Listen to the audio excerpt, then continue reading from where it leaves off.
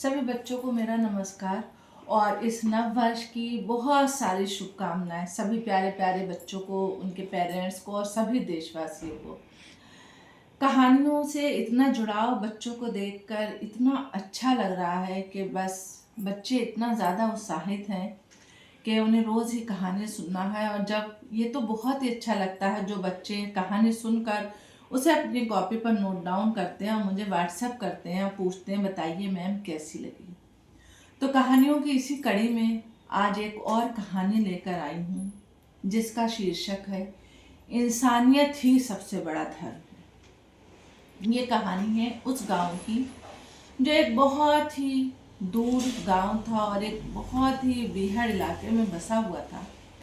वहाँ सभी धर्मों के मानने वाले लोग रहते थे, हिंदू, मुस्लिम, सिख, ईसाई।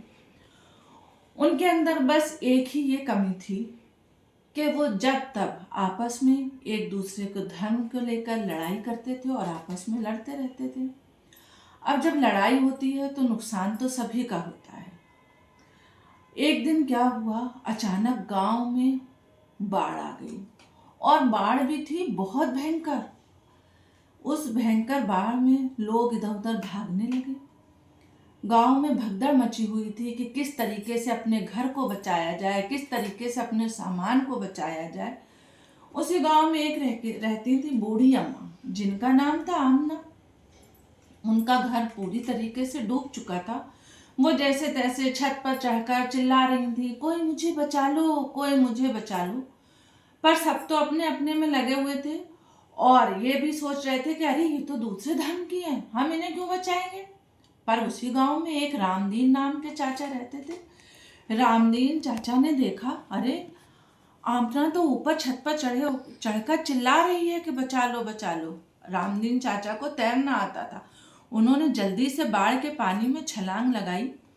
लोग पीछे से चिल्लाते रहे, अरे रामदीन भैया उन्हें नहीं बचाना है, वो दूसरे समुदाय की हैं। पर रामदीन ने तो एक भी नहीं सुनी और वो तैरते हुए जल्दी से आमना के घर पहुंच गए।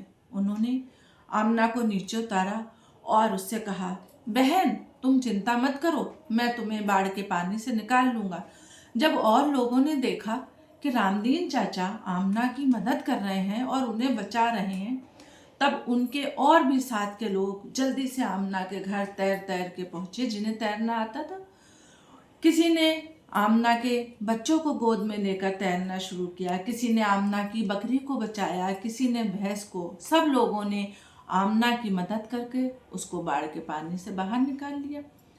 आमना ने बाढ़ के पानी से बाहर निकलकर रामदीन चाचा का शुक्रिया अदा करा और कहा, रामदीन चाचा देखा हम सब साथ में रहते हैं, हम ही लोग एक दूसरे के काम आते हैं।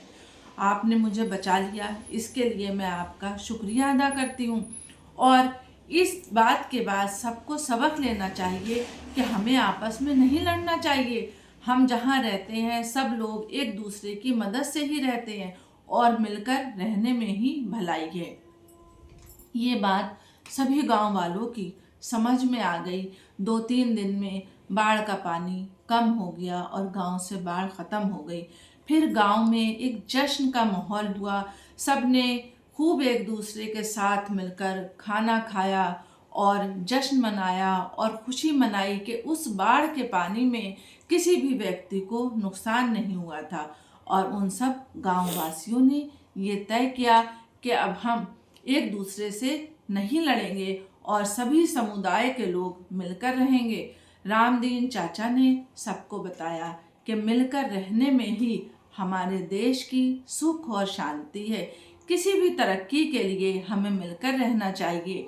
रामदीन चाचा ने कहा कि अगर एक ही परिवार में 2 भाई हैं, वो जब आपस में लड़ते हैं तब नुकसान दोनों भाइयों का ही होता है, इसलिए हमें लड़ना नहीं चाहिए। सभी गांव वासियों की समझ में ये बात आ गई कि हमें नहीं लड़ना चाहिए।